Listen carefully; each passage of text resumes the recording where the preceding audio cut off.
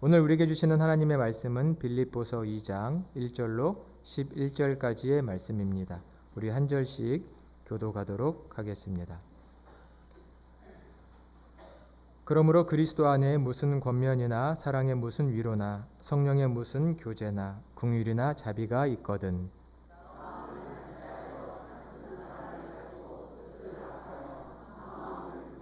아무 일에든지 다툼이나 허영으로 하지 말고 오직 겸손한 마음으로 각각 자기보다 남을 낮게 여기고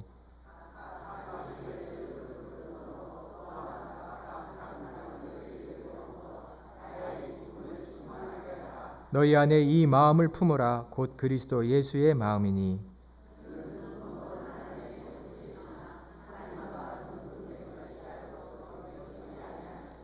오히려 자기를 비워 종의 형체를 가지사 사람들과 같이 되셨고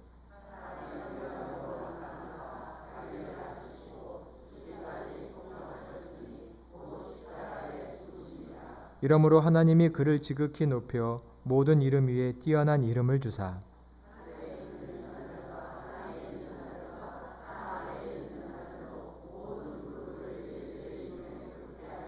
다 같이 모든 입으로 예수 그리스도를 주라 시인하여 하나님 아버지께 영광을 돌리게 하셨느니라. 아멘.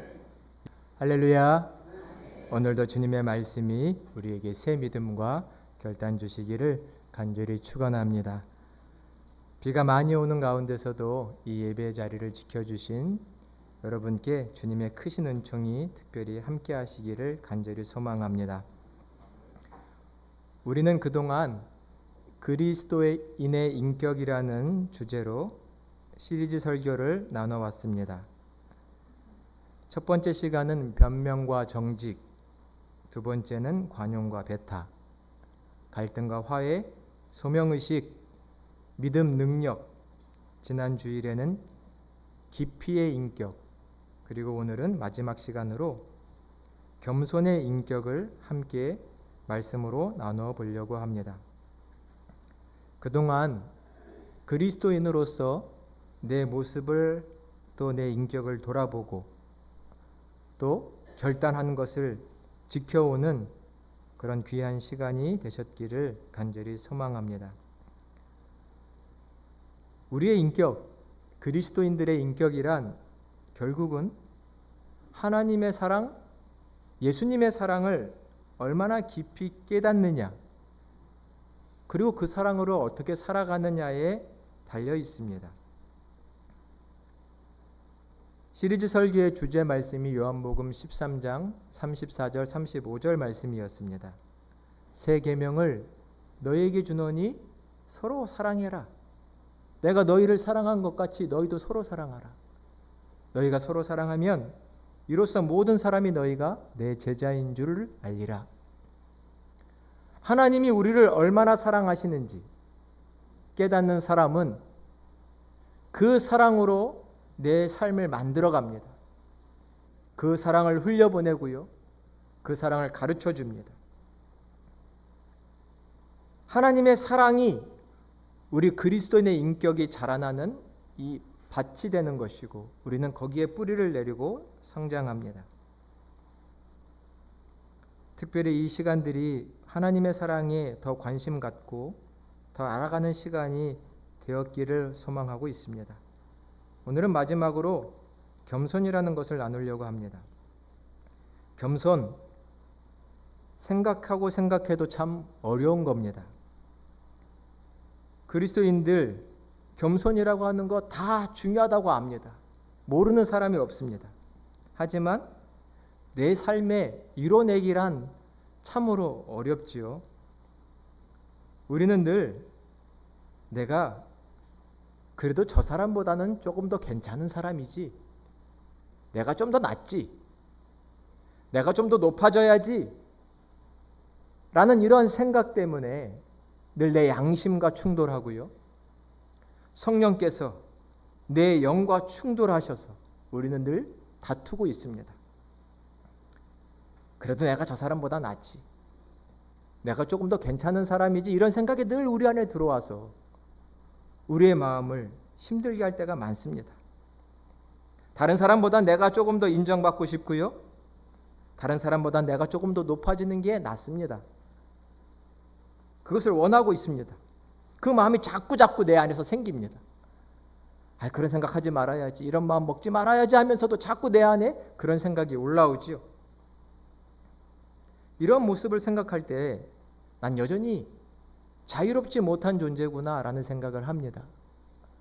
하나님을 믿는데도, 예수님을 따른다고 하면서도 여전히 내 삶은 온전히 자유롭지 못합니다. 내가 원하는 것은 있는데 그 원하는 것을 이루지 못하고 미치지 못합니다. 왜 이럴까?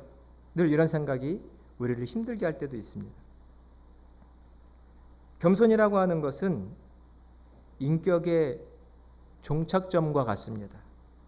결국 그 사람이 얼마나 성숙한 인격을 가졌느냐, 그가 얼마나 겸손하느냐, 자기를 낮추느냐에 나타난다고 생각됩니다.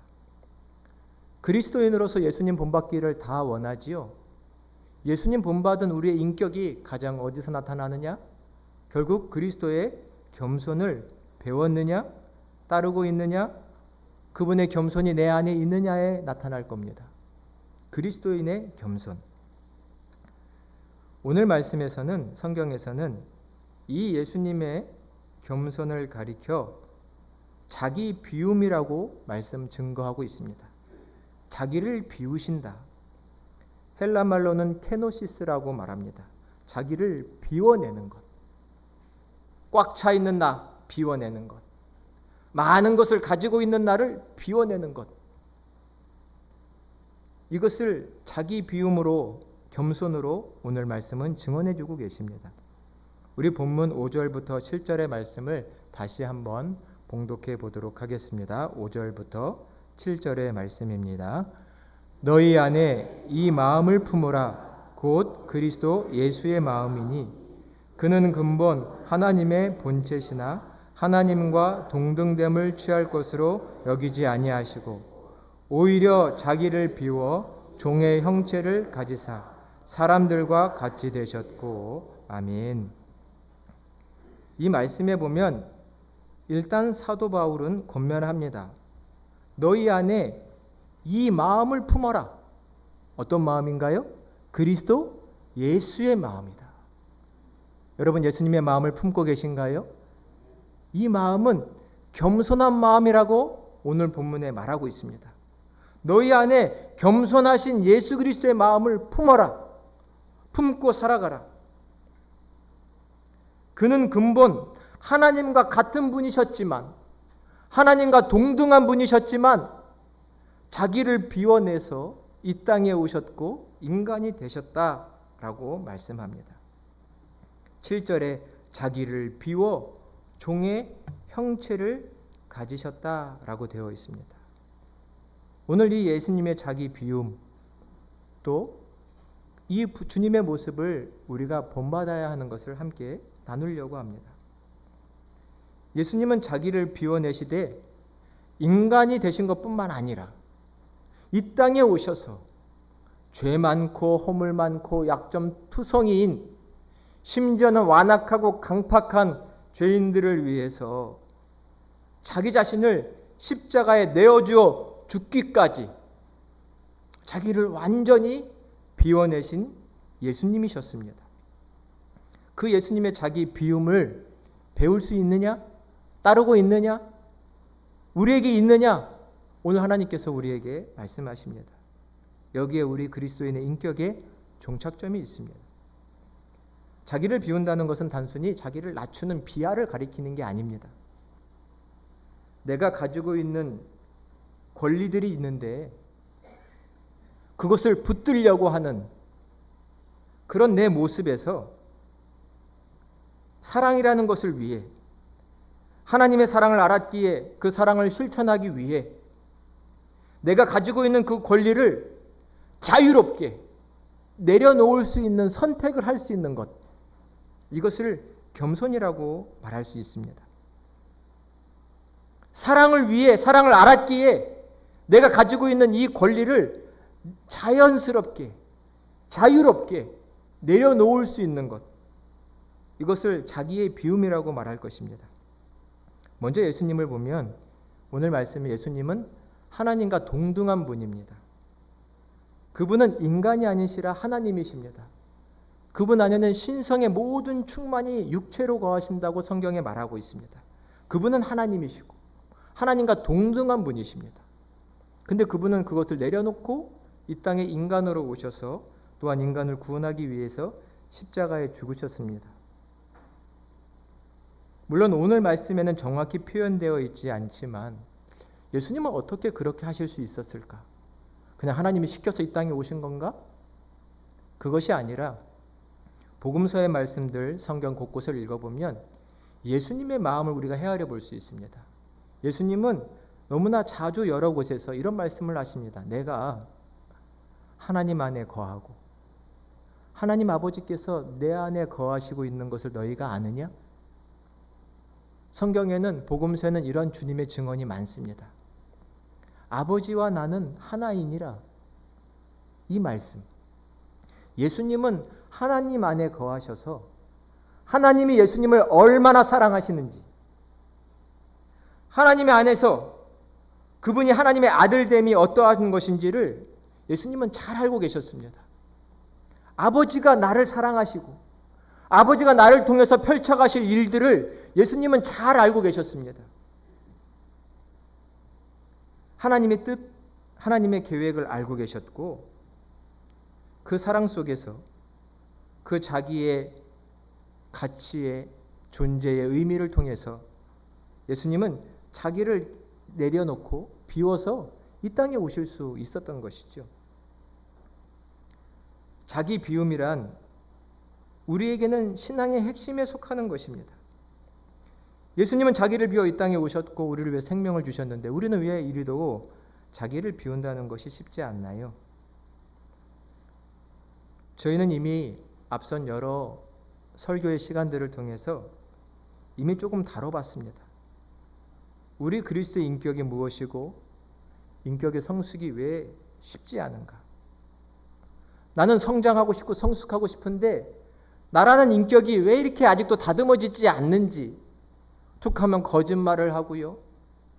내 모습이 들킬까 봐 꽁꽁 숨기도 하고 다른 사람을 밀어내기도 하고 배타적으로 하기도 하고 공격적으로 바뀌기도 하고 다른 사람의 이야기를 들어보지 못하고 갈등하고 싸우고 등등 성숙하지 못한 내 인격들을 살펴보고 또 생각해 보았습니다. 하나님이 사랑이 중요한 것도 우리가 계속해서 나눠왔었습니다. 제가 이 시간들을 통해서 폴 틸리의 신학자의 이야기를 한번 들려드린 적이 있습니다.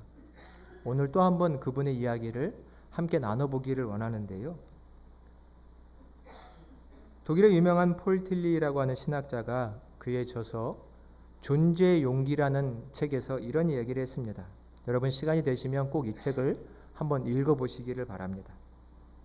인간은 존재가 불안한 존재라는 겁니다. 불안합니다. 안전한 게 아니라 불안합니다. 왜 그럴까요? 인간에게는 죽음이라는 문제 때문에 불안합니다. 여기서 안 죽는 분은 없지요? 한 번은 다 죽습니다. 나는 어떻게 죽을까? 죽고 나서는 어떻게 될까? 사람은 늘 이 문제 때문에 불안합니다. 나는 하나님 앞에 갈 수는 있을까? 내 연약함, 내 죄, 이런 거 내가 잘 알고 있어가지고요. 늘 내 안에는 죄책감이 있습니다. 이렇게 살아서 하나님을 볼 수 있을까? 하나님 보좌 앞에는 갈 수 있을까? 인간에게는 이 죽음과 그 죽음 이유가 늘 나에게 불안으로 다가옵니다. 주님 앞에 서서 나는 책망받지 않을까? 불안이 있습니다. 또 어떤 불안이 있냐면 인간은 자기 인생의 무의미 때문에 불안합니다. 내 인생을 내가 가만히 보고 있으면요. 별 의미가 없어 보이고 가치가 없어 보입니다. 맨날 하루하루 살아가는 것은 똑같고요. 다람쥐 쳇바퀴 돌아가듯. 그저 먹고 사는데 바쁘고요. 근근히 살아가는 것 같습니다. 내 삶에 의미가 있을까? 이렇게 살아서 뭐 하나?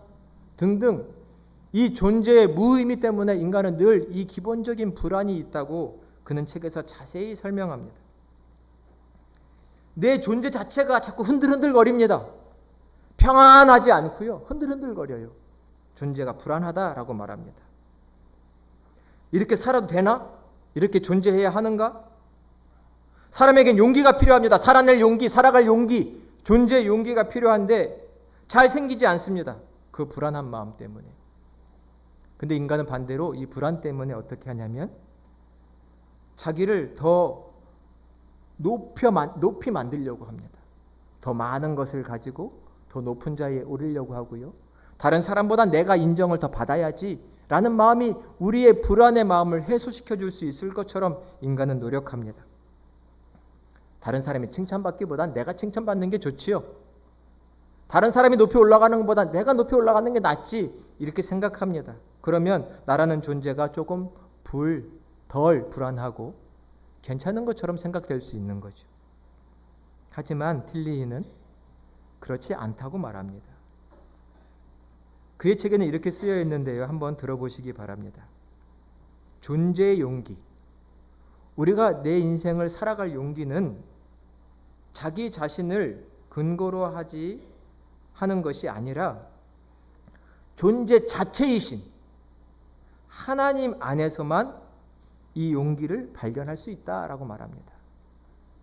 존재 자체이신 나라는 존재, 나라는 작은 존재를 있게 하신 존재의 근원, 존재 자체이신 하나님.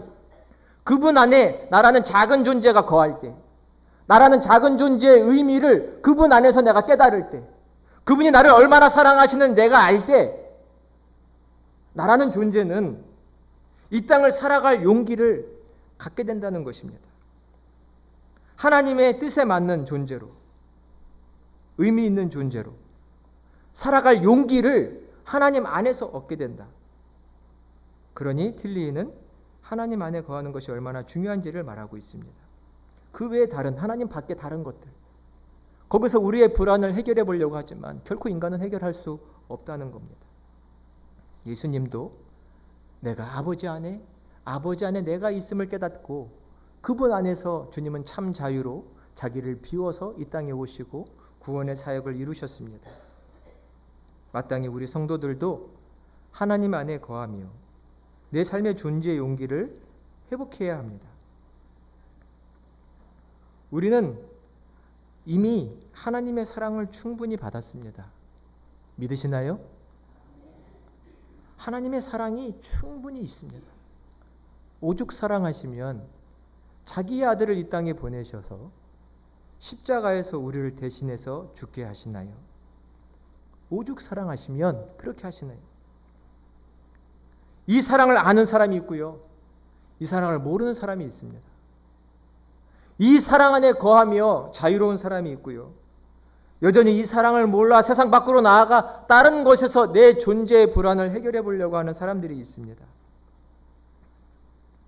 하나님께서는 이미 우리를 존귀한 자로 여겨주고 계십니다. 나는 이미 존귀한 자입니다.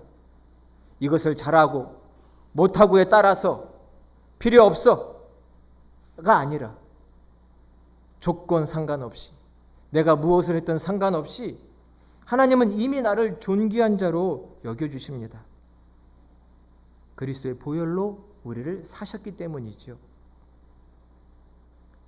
내가 하나님 앞에서 이미 존귀한 자다라는 것을 아는 사람은 더 이상 내 자신을 높이려고 애쓸 필요가 없는 겁니다. 나는 이미 존귀한 자입니다. 하나님 앞에서.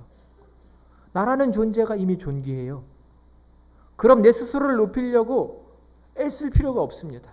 저 사람이 나를 인정해 주는 것, 저 사람이 부러워할 만한 것을 내가 갖는 것, 저 사람이 부러워할 만한 자리에 올라가는 것, 이런 것이 나에게는 중요하지 않습니다. 이미 나는 존귀한 자입니다.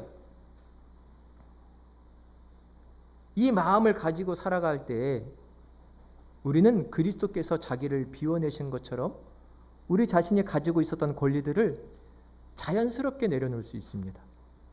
겸손이란 억지로 자기를 막 낮춰보려고 노력하는 게 아닙니다. 그렇게 한다고 되지도 않습니다. 겸손이란 하나님의 사랑 안에서 나를 기뻐하시고 나를 귀하게 여기시고 나를 지극히 사랑하시는 그 하나님 사랑 안에서 자연스럽게 내가 가지고 있는 것들이 놔지는 것을 말합니다. 예전에 이런 것들이 귀에서 막 잡고 살았는데 주님의 사랑을 알고 보니 이런 것들이 그렇게 중요하지 않게 되니까 자연스럽게 나아집니다. 자기를 비워내게 됩니다. 낮아지고 또 낮아지게 됩니다. 예수께서 그러셨듯 우리도 그렇게 되는 것이죠. 하나님 안에 있는 그 사랑 안에 있는 나를 발견할 때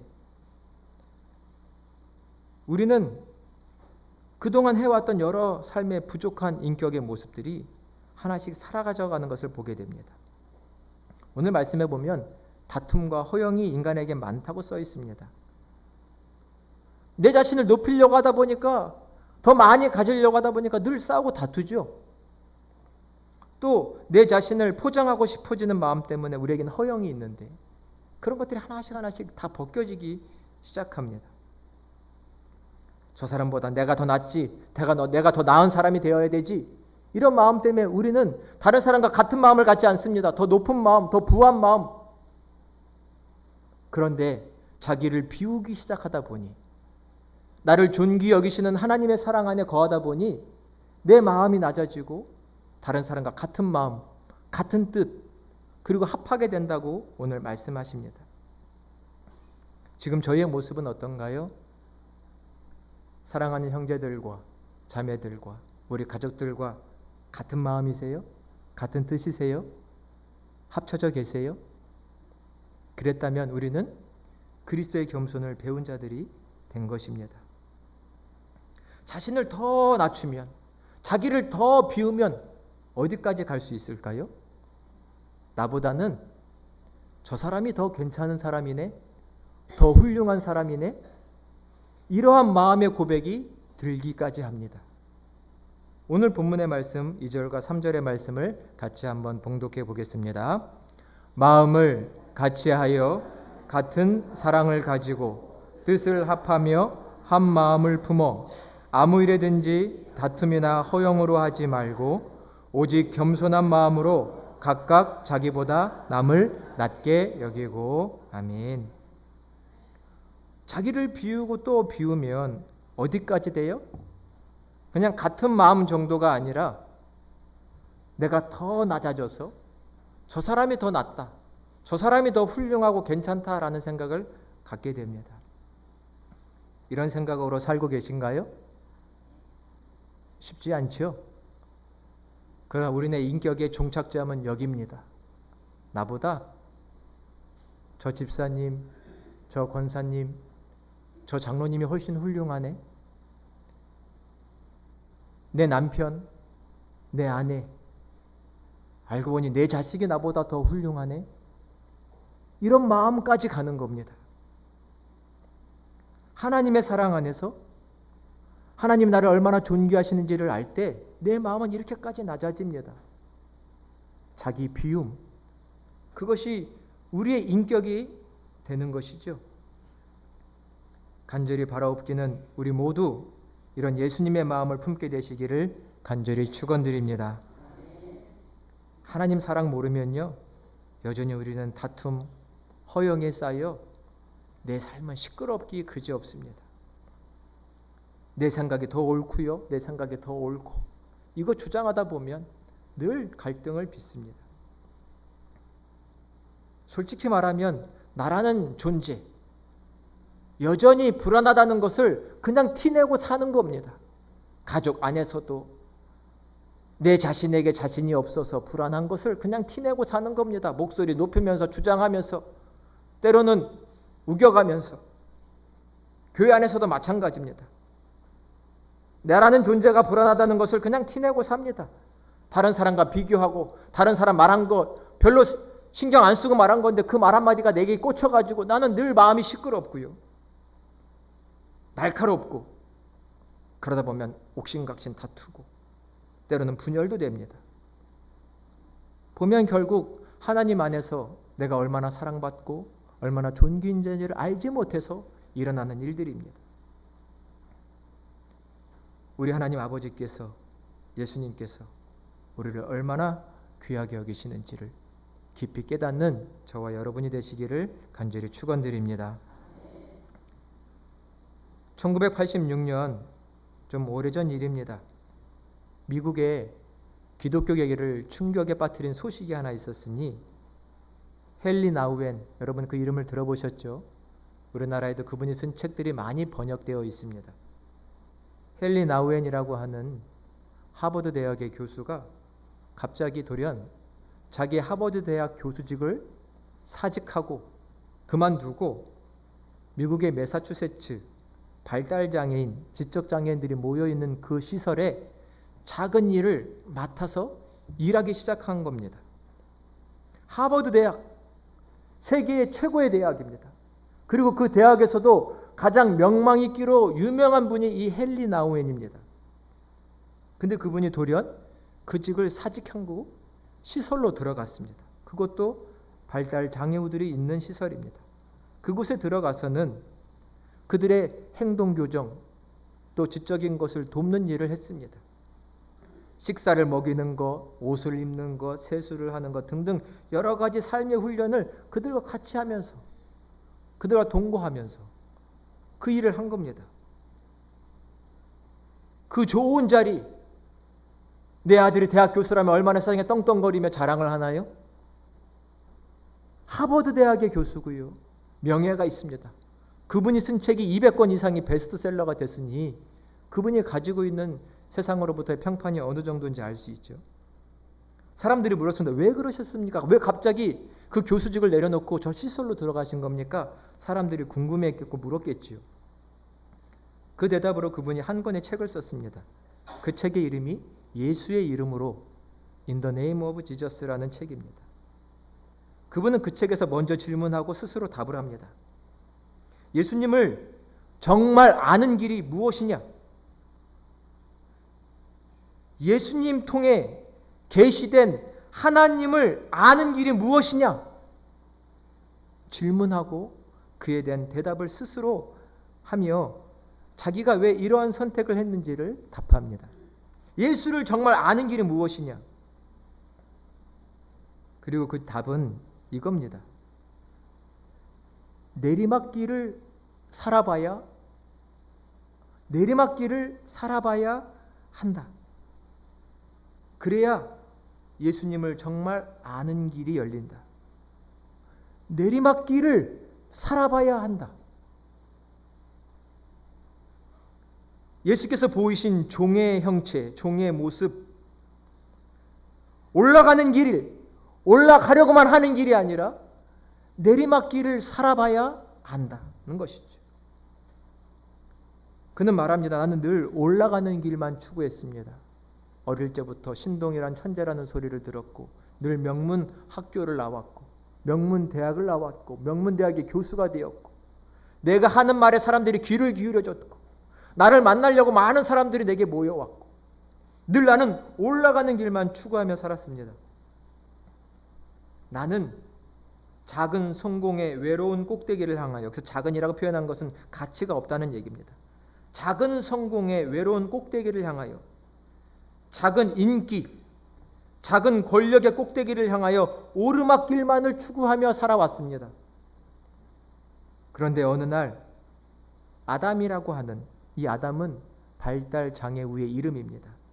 아담이라고 하는 이 친구의 곁에 앉았을 때 이러한 고통에 참여하고 동참하는 내리막길을 통해서만 예수님을 알 수 있다는 것을 깨닫게 되었습니다.